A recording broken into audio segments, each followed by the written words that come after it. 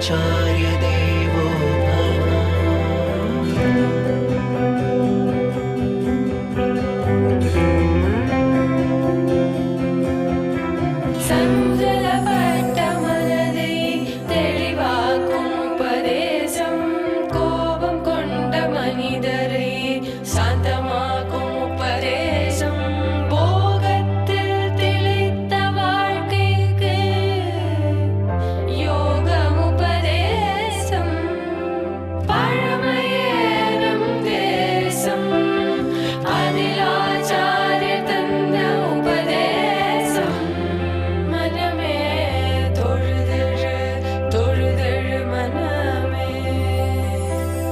मातृदेवो भव पितृदेवो भव आचार्य देवो भव.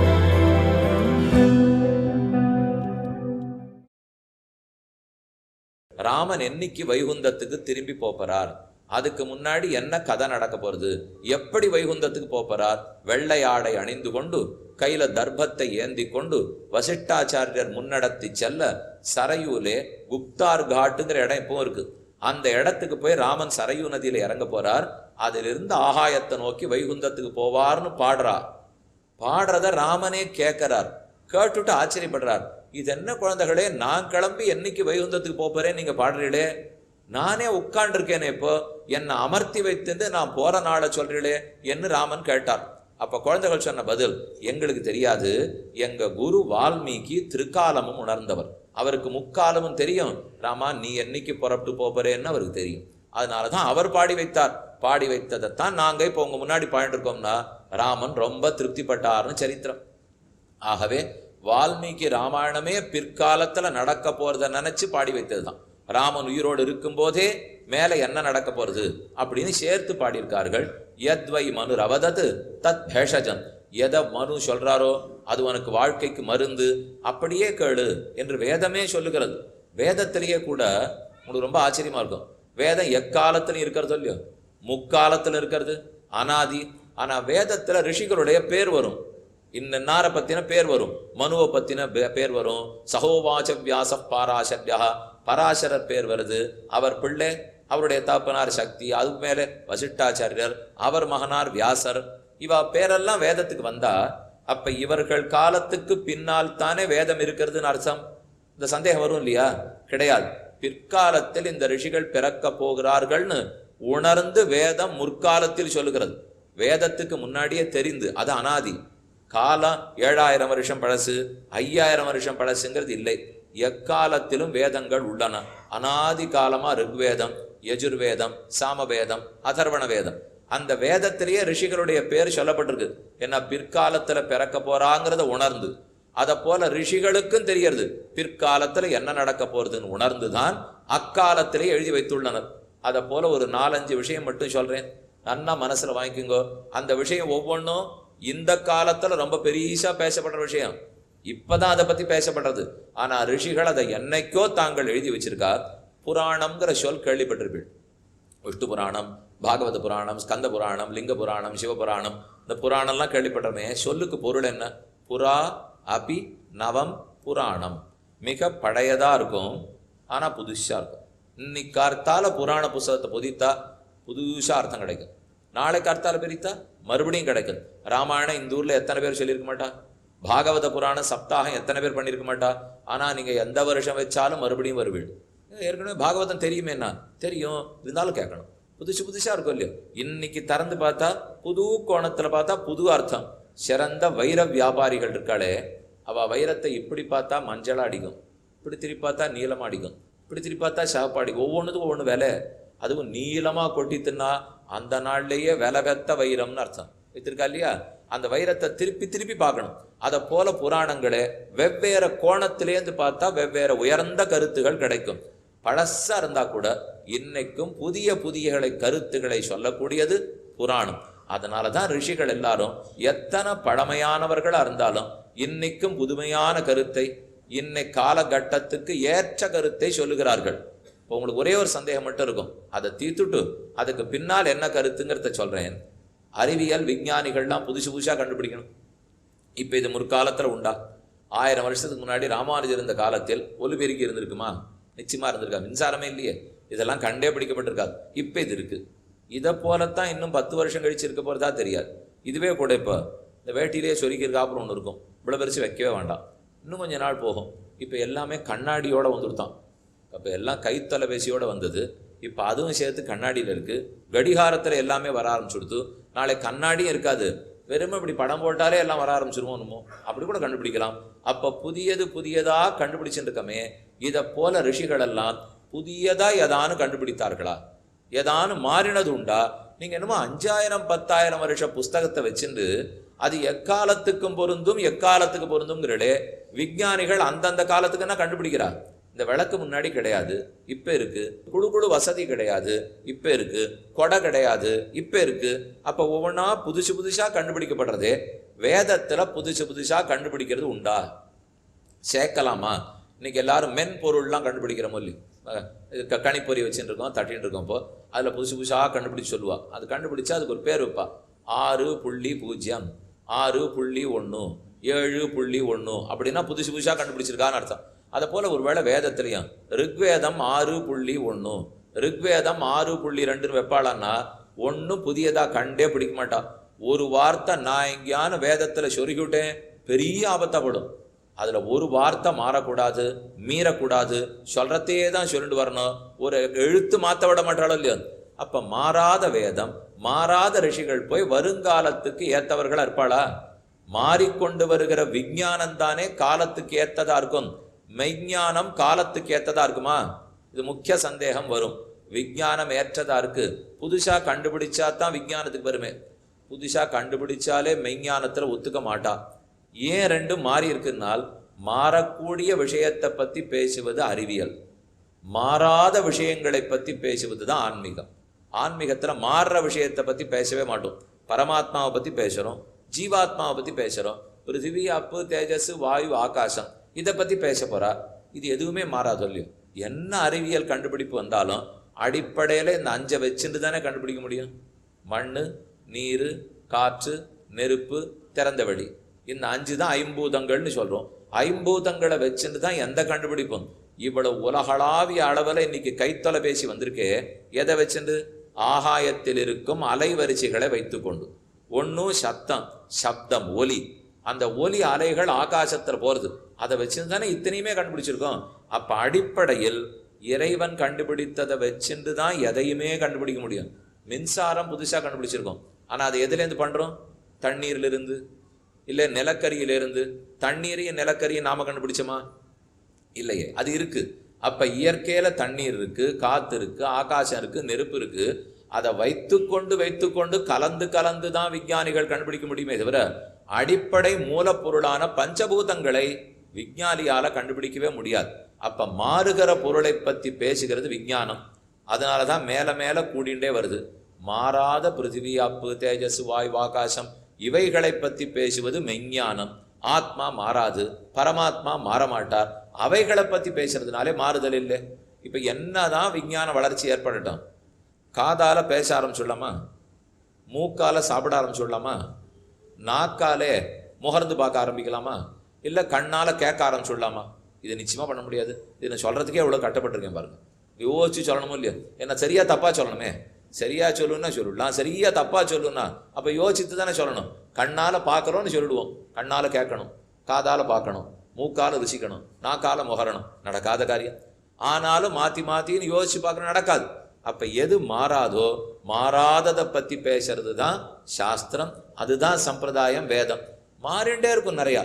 காது சுமாரா கேட்டா அதுக்கு ஒரு யந்திரத்தை பொருத்திக்கோ, அது நன்னா கண்டுபிடிக்கும் விஞ்ஞானம். கண்ணு சுமாரா தெரிந்தா அதுக்கு ஒரு கண்ணாடியை வாங்கி போட்டுக்கோ. கையை சரியா தூக்க முடியலன்னா அதுக்கு ஏதானு கட்டு போட்டுக்கோ. இதெல்லாம் விஞ்ஞானம் கண்டுபிடிக்கும். ஆனா கையையே கண்டுபிடிக்குமா? அது பண்ணாது. நாக்க உருவாக்குமா? செய்யாது. எது மாறாதோ அதை பத்தி பேசுவதெல்லாம் வேதம், ரிஷிகள். எது மாறுமோ அதை பத்தி பேசுறது தான் விஞ்ஞானம். மாறுறதை பத்தி பேசுனதுனால அதுவும் புதுசா தான் இருக்கும். மாறாததை பத்தி பேசுறதுனால இது எப்பவும் ஒரே மாதிரி தான் இருக்கும். அதனால் காலத்துக்கு ஒத்து வராதுங்கிறது பொருந்தாது. காலத்துக்கு ஒத்து தான் வரும். எந்த காலத்திலையும் மூக்கால முகர்ந்து தான் பார்க்க முடியும். நாக்கால ருசித்து தான் பார்க்க முடியும், கண்ணால பார்க்கத்தான் முடியும். அதுவே போரும் இல்லையா? இந்த அடிப்படையை நன்னா ஞாபகம் வச்சிருந்து இனிமே ரிஷிகள் நமக்குன்னு என்ன பேசியிருக்கார்கள்ங்கிறத பார்ப்போம். முதல், எத்தனையோ வளம் இருக்கு, இன்னைக்கு அந்த வளம் குன்றிக்கொண்டே போகிறது. அதை ஜாகிரதப்படுத்து, காப்பாற்று காப்பாற்று. இது எல்லாரும் சொல்றா. மரத்தை எல்லாம் வெட்டிடாதீங்கோ, கனிம வளங்களை எல்லாம் எடுத்துடாதீங்கோ, மின்சாரத்தை ரொம்ப செலவழிக்காதீங்கோ, தண்ணீரை ரொம்ப வீணடிக்காதீங்கோ, வளம் ஜாகிரதையா இருக்க வேண்டும். இது மொத்தமா சொல்றோம். எங்கே வெட்டி வெட்டி எடுத்துன்னு போறாளே, மண்ணு மொத்தமா படுத்துப்போம். எங்க பார்த்தாலும் மண் எடுத்து கட்டடம் கட்டுறதுக்காக எடுத்துன்னு போயிட்டோம். முன்னாடி காவேரியிலேருந்து தண்ணீர் எடுத்துன்னு போய் பார்த்துருக்கோம். இப்போ காவேரியே எடுத்துன்னு போயிட்டா, காவேரியே எடுத்துன்னு போற அளவுக்கு வந்துருச்சுன்னா அந்த பக்கம்லாம் இப்போ போகவே முடியறதில்லை. இப்போ எங்க பார்த்தாலும் வறண்டி போயிடுத்து. அப்ப தண்ணீர் நிற்காது. அது இருக்க வேண்டிய கட்டமைப்புக்குள்ள இருந்தா தான் தண்ணீர் தேங்கும். இல்லைன்னு சொல்லிட்டா மொத்த தண்ணீரும் கடல்ல தான் போய் விழுந்துடும். இப்போ இத்தனை மழை பெஞ்சிருக்கே தவிர நிஜமா எந்த இடத்துல தேங்கணுமோ சேமிக்கப்படணுமோ சேமிக்கப்பட்டிருக்கான்னா கேள்விக்குறி தான். ஏன் இல்லைன்னு விட்டால் பல இடத்துல இருக்கிற குளத்தை மாட்டி கட்டடம் கட்டியாச்சே, குளமே இல்லையே. எல்லா இடத்துலையும் தண்ணீர் தேங்கிறதுன்னா குளத்து இருக்கிற இடத்துல நான் கட்டடம் கட்டினா தானே அது இயற்கையில தண்ணீர் தேங்கத்தான் தேங்கும். ஜனத்தொகை பெருகிறது வாஸ்தவம். ஆனா பலரும் பெருகிறதுங்கிறத மட்டும் பார்க்கறது இல்லை, தனித்தனியா இருக்கணும்னு பார்க்க ஆரம்பிச்சுட்டோம். அன்னைக்கு கூடி இருந்தோம், ஒரு வீட்டில் 8 பேர் இருந்த காலம், இன்னைக்கு 8 வீடு ஒத்தருட்ட இருக்கிற காலம். ரெண்டும் மாறிப்படுது இல்லையா? அதுலேருந்து இதுக்கு மாறித்துனாலே தேவைகள் அதிகமாக படுறது. இப்போ எல்லா இடத்துலையும் மண்ணை எடுத்துன்னு வந்து தான் சேர்க்க வேண்டியிருக்கு. வளத்தை பாதுகாப்பது மிக முக்கியம். தண்ணீரோ மரங்களோ எரிபொருளோ இது எல்லாமே நமக்கு நம் முன் தலைமுறையில் கொடுத்துட்டு போயிட்டாலும் இல்லையோ. இப்போ ஒரே ஆபத்து, இதை இதே போல வேகமா நம்ம உபயோகப்படுத்தியிருந்தால் நம்ம அடுத்த தலைமுறைக்கு இந்த சொத்தை விட்டுட்டு போறதுக்கு முடியாது. ஒவ்வொரு அப்பாவும் என்ன ஆசைப்படுறார், அம்மா என்ன ஆசைப்பட போறா, நான் சேர்த்த சொத்தை ஒழுங்கா என் பொண்ணு கொடுத்துட்டு போகணும், என் பிள்ளை கொடுத்துட்டு போகணும். அதே மாதிரி இந்த உலகம் எனக்கு எப்படி கொடுக்கப்பட்டதோ அப்படியே என் பொண்ணுக்கு விட்டுட்டு போகணும் நினைக்கணுமா இல்லையா? இந்த உலகம் எவ்வளவு கங்கை தண்ணீரோட வந்ததோ, எவ்வளவு வைகை தண்ணீரோட வந்ததோ, எத்தனை மரம் செடி கொடிகளோட வந்ததோ, அதே போல என் அடுத்த தலைமுறைக்கு கொடுக்கணும்னு அப்பா அம்மா நினைக்கணுமே. சொத்தை மட்டும் அடுத்த தலைமுறை கொடுக்கணும்னு நினைக்கிறமே தவிர மற்றதையும் நினைக்கிறது இல்லையே. இவ்வளவு அழகா இயற்கை எழிலோட இருந்தது, எங்க பார்த்தாலும் மயில் ஆடும், குயில் கூவும், கொஞ்சம் கிளி கொஞ்சம் இப்படிலாம் இருந்தது. எங்க ஊரை நாங்க பார்த்துருக்கோம் சார். அவர் அப்புறம் நம்ம நில உலகத்துக்கு கொண்டுறோம், தட்டி எழுப்பி சுவாமி போறோம், என்னமோ பெரிய கதை சொல்லிட்டு என்ன, அதெல்லாம் இப்ப போச்சு. எல்லாம் அந்த காலத்துல இருந்து தவிர ஒன்றும் இல்லை. எங்க பார்த்தாலும் புகை, எங்க பார்த்தாலும் மூச்சே விட முடியல, சரியில்லை, சுற்றுப்புழல் பாதிக்கப்பட்டது, சத்தம் தான். அப்ப அவர் அதை பார்த்திருக்கார். ஆனா அவரால் அவர் பிள்ளைக்கோ பேரனுக்கோ அதை கொடுக்க முடியல. நாம எத்தனையோ வளங்களை பார்க்கிறோம், ஆனா அந்த வளத்தை அடுத்து நம்மளுடைய தலைமுறைக்கு கொடுக்கறதுக்கே முடியல. இது உள்ளத்துல சுருக்குன்னு தைக்கணும். பணம் சம்பாதிச்சுட்டு சொத்து பத்து என்ன வச்சிருக்கோமோ அதை அடுத்த தலைமுறைன்னு நினைக்கிறோமே தவிர அது பேரனுக்கு போகணும்னு நினைக்கிறோம். இந்த உலகம் என்ன அழகோ அந்த அழகோட என் பேரனை அனுபவிக்கணும்னு நினைக்க வேண்டாமா? அந்த நினைவு நமக்கு வர வேண்டும். ரிஷிகளுக்கு வந்தது, அது நமக்கு வந்திருக்கோ இல்லையோ. அதனாலதான் அவர்கள் ரொம்ப முக்கியமா சிலதெல்லாம் பண்ணிட்டு போயிருக்கா. என்னன்னு சொல்றேன், இப்போ நமக்கே ஒரு பழக்கம் இருக்கு, தண்ணீர் நிறைய இருக்கு, இப்போ நன்னா செலவழி வீணாக்கு. அதே இப்போ குறைஞ்சி போச்சுன்னு வச்சுங்க, 3 நாளைக்கு ஒரு தடவை தான் தண்ணீர் விடுவேன், 2 நாளைக்கு ஒரு தடவை விடுவோம். மின்சாரம் 6 மணி நேரம் வெட்டு கிடையாது, அதை பேசாம ஏற்றுக்கும். 6 மணி நேரம் வெட்டுன்னா அது என்னமா நம்ம சத்தம் போடுறோமா? தண்ணீர் 2 நாளைக்கு ஒரு தடவைலாம் 6 சத்தம் போடுறது இல்லை. அப்ப நாம அவரா வெட்டி விட்டா ஒத்துப்போம். ஆனா அதுக்கு பதில் நீயா குறைச்சி உபயோகப்படுத்தி சேமிச்சுக்கேன்னு சொன்னால் அதை மட்டும் ஒத்துக்கவே மாட்டோம். தானா வீண் ஆகணும். அதனால பொருள் அரியதாயிடணும். அரிய பொருளை அரசாங்கம் பார்த்து குறைச்சி கொடுக்கணும். அப்பதான் நான் வாங்கிப்பேன். அப்ப குறைச்சிக்க தயார். நீரா குறைச்சிக்குமேன்னு சொன்னா பண்ண மாட்டோம். ஆனா ரிஷிகளுடைய மதம் என்னன்னால் அவர்களுக்கு அரசாங்கத்தை பத்தி கவலை இல்லை. அப்படி ஒருத்தர் இல்லவே இல்லை. ராஜா எங்கேயோ நாட்டில் இருக்க போறார். அப்ப அவர்களுடைய மதமே அவர்கள் கொள்கையே நாமா பாதுகாக்கணும். யாரும் நம்ம தலையில உட்காந்து பாதுகாக்க சொல்லக்கூடாது. எது எனக்கு தேவையோ அந்த தேவை அளவுக்கு தான் பண்ணணும். இப்ப நாங்கள்லாம் இங்க நாமம் திருமண் காப்பிட்டுக்கிறோமோ இல்லையோ, அதுக்கு திருமண் கட்டி இருக்கு, அந்த கட்டியை கையில குழைக்கணும். அதுக்கப்புறம் ஸ்ரீசூர்ண கட்டி இருக்கு, ஸ்ரீசூர்ண பொடி இருக்கு, அதை குழைக்க போறோம். இப்போ இது குழைக்கிறச்சே சில பேர் பழக்கம் நிறைய குழைப்போம், அதுலேருந்து தேவையானது எடுத்து இப்படி விட்டுட போறோம், பாக்கி இந்த கை முழுக்க இருக்கும். இது என்ன பண்ணுவா, தண்ணீர் கொட்டி அலம்பிடுவா. ஆனா தர்மசாஸ்திரம் என்ன சொல்றது, நான் திருமண் குழைத்து இடிசி கொண்ட பிற்பாடு கை கழுவக்கூடாது. அந்த திருமணோட சாக்கடையில் போகக்கூடாது. ஏன்னா அதில் என்னென்னமோ போகிறதோ இல்லையோ. இது உயர்ந்த பெருமானுடைய பாதம், இது அவருடைய வலது திருவடி, இது அவருடைய இடது திருவடி, நடுவில் இருக்கிறதா மகாலட்சுமி தாயார். அப்போ இதை இட்டு நுட்டு நான் அலம்பிட்டேன்னா அப்போ ஏதோ தண்ணீரோட சேர்ந்து படும் இல்லையோ. அதனால என்ன சொல்லியிருக்கு, கையில் என்ன பாக்கி இருக்கோ அதை எப்படி தலையில் தடவிக்கணுங்கிறது. இப்போ நிறையா குழப்பீடாக கொஞ்சம் யோசிச்சு பாருங்க. இந்த சாஸ்திரம் எதுக்காக இதை ஏற்படுத்தியிருக்குன்னு பாருங்க. நிறைய குழைச்சுட்டு தலையில் தடவிக்கணும்னா சிவப்பாக இருப்பா எல்லாரும். அதுக்கு யாருக்கும் பிடித்த இருக்காதோ இல்லையோ. அதை தலையில் தடவிக்கணும், அலம்பக்கூடாதுன்னு உடனேவே பார்த்து தேவையானதை தான் குழைக்க ஆரம்பிப்போம். அப்போ குறைக்கிறதுக்கு வழி வைக்கிறா பாருங்க. இதைத்தான் நாமே நமக்குள்ள வரப்படுத்துக்கணும். இப்போ அந்த நாளில் நமக்கு அவள் பண்ணி கொடுத்தது கொஞ்சமாக குழை, வேண்டிய அளவு இட்டுக்கோ. ஏன்னா மண்ணை மறுபடியும் திருமண் மண் எடுத்துட்டு இருக்க முடியாது. வேண்டியதை இட்டுனுட்டு பாக்கி கொஞ்சம் இருக்கும், கொஞ்சத்தை இப்படி தடவிண்டா தப்பு இல்லை. இப்போ கோவிலுக்கு போகிறோம், சக்கரை பொங்கல் வாங்குகிறோம், நல்லா சாப்பிட்டாச்சு, கையில் நிறையா நெய். கூடாரை வெல்லும் சீர் கோவிந்தா உந்தன்னை பாடிப்பறகொண்டு யாம்பரி சம்மானம் நாடு புகழும் பரிசினால் நன்னாக சூடகமே தோள்வலையே தோடே செவிப்பூவே பாடகமே என்று அணைய பல்கலதும் யாமணிவோம் ஆடை உடுப்போம் அதன் பின்னே பார்ச்சோறு மூட நெய் பெய்து முழங்கை வழிவார. தனுர் மாசத்துல நித்தியம் கார்த்தால கோவிலுக்கு போங்கோ, சொட்ட நெய்யோட பொங்கல் கொடுப்பா. 27வது நாள் போனால் சொட்ட நெய்யோட சக்கரை பொங்கல் கொடுப்பா. இப்படி வழியணுமா. வழிந்தத்தை எல்லாருக்கும் கொடுத்து நம்மளும் வாங்கி சாப்பிட்டுக்கணுமா. வழிஞ்சா நம்ம என்ன செய்வோம், தொடச்சிக்கிறது எங்கே வேணும்னா நம்ம வேட்டியில் தானே தொடச்சிக்கணும். அவாவா புடவையில் தொடச்சுங்கோ, வேட்டியில் தொடச்சுங்கோ. எங்கே தூண் இருக்குது, எங்கே திரை இருக்குது, உடனே நம்ம கண் அங்கே தான் போகும். எங்கே தூண் இருந்தாலும் அங்கே தடவிடுவோம், திரை எங்கே கோவிலில் போட்டிருந்தாலும் தேய்ச்சிடுவோம். இப்போ அப்படின்னா அது நம்மளத பிரத்தியாரது கிடைக்குமான்னு நம்ம பார்த்துட்டு இருக்கோமே தவிர, ஏதோ கொஞ்சமாக இருந்தது துளின்னா தலைக்கு தடவிக்கலாமே. தலைக்கு நெய் பூசி வளர்த்தான்வா, எவ்வளோ லாபம் பாருங்க. இப்போ நம்ம தலைக்கு எண்ணெய் தடவுறதே ஆபத்தாக இருக்குது, அதுக்கு மேலே இப்போ நெய்யும் தடவிக்கலாம். கோவிலில் கொஞ்சமாக சக்கரை பொங்கல் கொடுத்து என் கையில் கொஞ்சம் நெய் இருந்தால் தடவி விடுவேன், நிறையா நெய் இருந்தால் தூணத்தானே தடுவேன். அதே போல் திருமண் குழைக்கிறச்சே கொஞ்சமாக குழைச்சிருந்தா பாக்கியை தடவி விடுவேன், நிறையா குழைச்சா கழுவுறதுக்கு போவேன். அதனால தான் கழுவக்கூடாதுன்னு ஒரு விதி போட்டா. திருமண கழுவ போனியானா அப்போ வீணாக போகிறதோ இல்லையா. இப்போ வேண்டாம், கொஞ்சமாக குழைச்சிக்கோ. ஏதுவாக இருந்தாலும் குறவு இலை போட்டுன்னுட்டோம், சாப்பிட்றதுக்காக உட்காந்துக்கிறோம், கொஞ்சமாக தான் பரிமாறிக்கணும். அதுக்குன்னு வயத்துக்கே போராத போட வேண்டாம். விருந்தாளிகள் வந்தால் 4 தரம் நன்னத்தான் கேட்கணும். நம்ம போடட்டுமா வேணுமான்னு கேட்டால் அவள் கொஞ்சம் சங்கோச்சியாக இருந்தால் வாண்டான்னு விடுவாள். நம்மாட்ட இருந்தால் சரி போடுன்னு விடுவோம். ஆனால் அவருக்கு எந்தாலும் சங்கோச்ச பேர் வழியாக இருந்தான்னு வச்சுக்கோ, இன்னும் திருப்பி கேட்குறா, போட மாட்டா போல் இருக்கு, சரி வாண்டான்னு விடுவோம். குறைச்சலாக போடணும். யாரோ சக்கரை வியாதிக்காரா உட்காண்டிருந்தா நிர்பந்தப்படுத்தி தின்பண்டங்களை போடக்கூடாது. அவளுக்கு வியாதின்னு தெரிஞ்சு போச்சுன்னா விட்டுடணும். அது பல பேருக்கு பழக்கம். அதை சாப்பிடுங்க, வேணும்னா 2 மாத்திரை கூட போட்டுங்கன்னுவா. இது நம்மாலான ஒத்தாசையா? இப்போ அவர் ஏதோ பார்த்துக்கணும்னு நினச்சிருந்தா அப்போ அவரோட விட்டுணும் இல்லையா. இப்போ ஏதாக இருந்தாலும் நமக்குன்னு இருக்கிறத குறைச்சி செலவிக்கணும். தண்ணீரும் குறைச்சி செலவழிப்போம். தண்ணீர் பாத்திரத்தில் வச்சுட்டு இருக்கோம். தர்மசாஸ்திரம் மறுபடியும் என்ன தெரியுமா சொல்றது, நான் உண்ட தண்ணீரை மிச்சம் வைக்கக்கூடாதுங்கிறது. அதனாலே பெரிய பாத்திரம் நிறைய தண்ணீரை வச்சுன்னுட்டா என்னால் சாப்பிட முடியாது. அப்போ மிச்சம் இருக்கும். மிச்சம் வைக்கக்கூடாதுன்னு சாஸ்திரம் சொல்றது. மிச்சம் வைத்தால் நான் சாப்பிட்டத அடுத்தவர் யார் சாப்பிட்றாரோ என் பாவத்திலேருந்து கொஞ்சம் அவருக்கு போகும். அதனால அவருக்கே இன்னும் நிறையா இருக்குது. இன்னும் நான் வேற சாப்பிட்டது அவருக்கு வேற கொடுத்துருந்தேன்னு வச்சுக்கோ, நமக்கு இருக்கிற சொத்தே போரும் சுவாமி, இன்னும் பொறுத்தையார் சொத்தை வேற நாம் ஆழ்ந்தா அதுக்கு தான் தர்மம் என்ன சொல்றது, தண்ணீர் மிச்சம் வைக்காதேங்கிறது. தீர்த்த பாத்திரத்தை சாப்பிட்டியானா காலி பண்ணுனா வேண்டிய அளவு வச்சுப்போம் இல்லையோ. அப்ப வேண்டிய அளவு நமக்கு நாமே குறைச்சிக்கணும், வீணடிச்சிடக்கூடாது. இதுல தான் தர்மத்துக்கு ரொம்ப நோக்கம். ரிஷிகள் அப்படித்தான் எழுதி வச்சுட்டு போயிருக்கா. அப்படின்னா வீணாக்காம நமக்கு நாம் பார்த்து செஞ்சுக்கணும். உடனே என்ன தோணும்னா, எதிர்த்த வீட்டுக்காரர் நன்னா செலவழிக்கிறார், எனக்கு மட்டும்தானா விதி, போயிட்டு போறாரு. இப்போ அவர் வீணடிக்கிறாருன்னா அவருக்கு புரியல, வீணடிச்சுட்டு போறார். இப்போ எனக்கு உடம்பு சரியில்லை, இந்த மாதிரி தான் சாப்பிடணும், நான் ஒழுங்காக சாப்பிட்றேன், ஒழுங்காக வாழ்ந்துக்கிறேன். அவர் ஒன்றும் உடற்பயிற்சியே பண்ணுறதில்லை, ஏதோ அப்போ இஷ்டப்படிக்கு சாப்பிட்றார், நன்னா அப்படி சாப்பிட்றாரு, என்னால் அப்படி இருக்க முடியலன்னு வருத்தப்பட மாட்டேன்.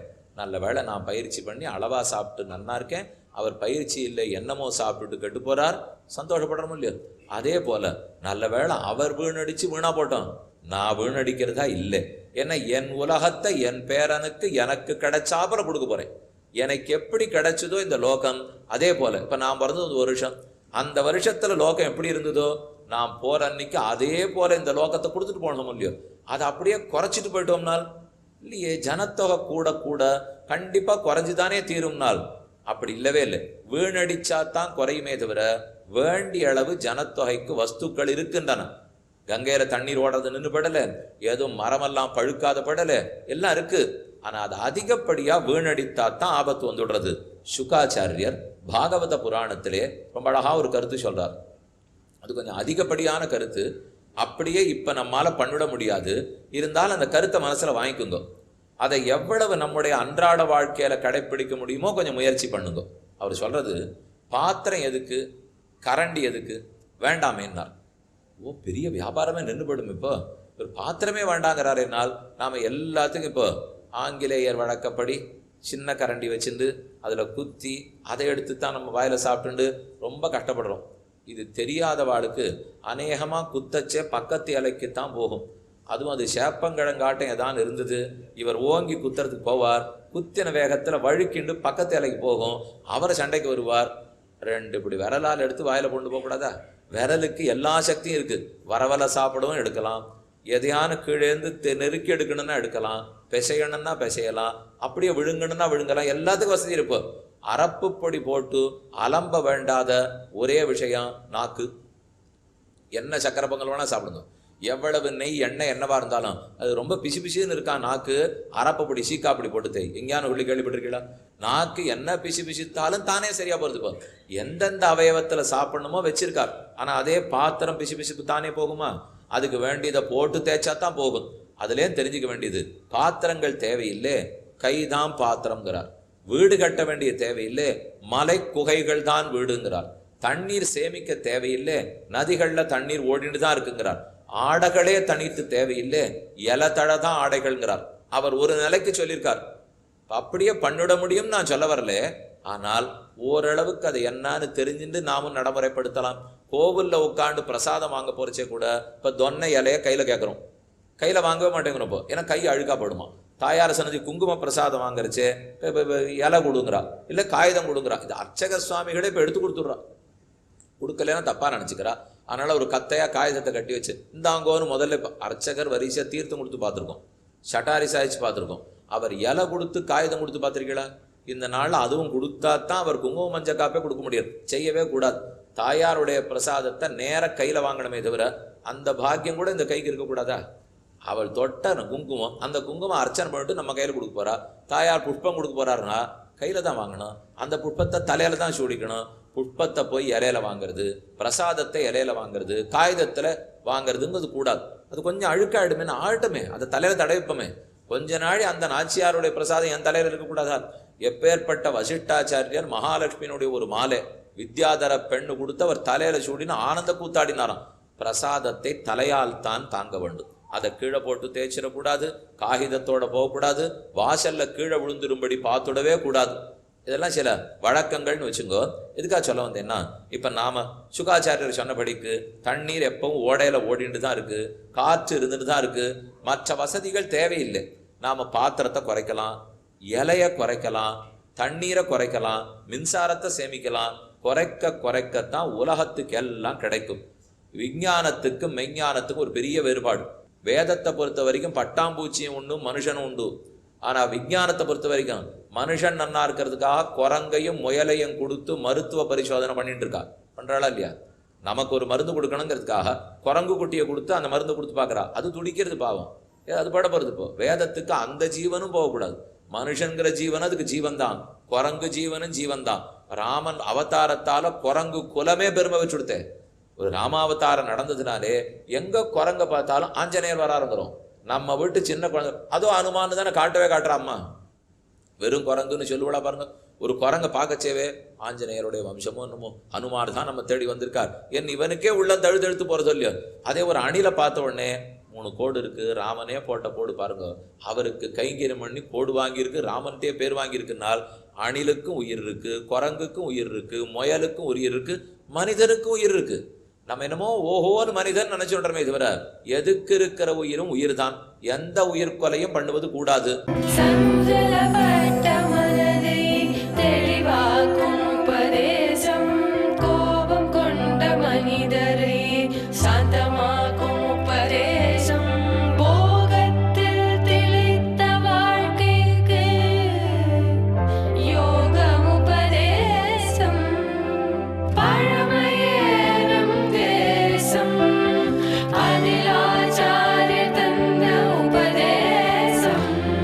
மனம்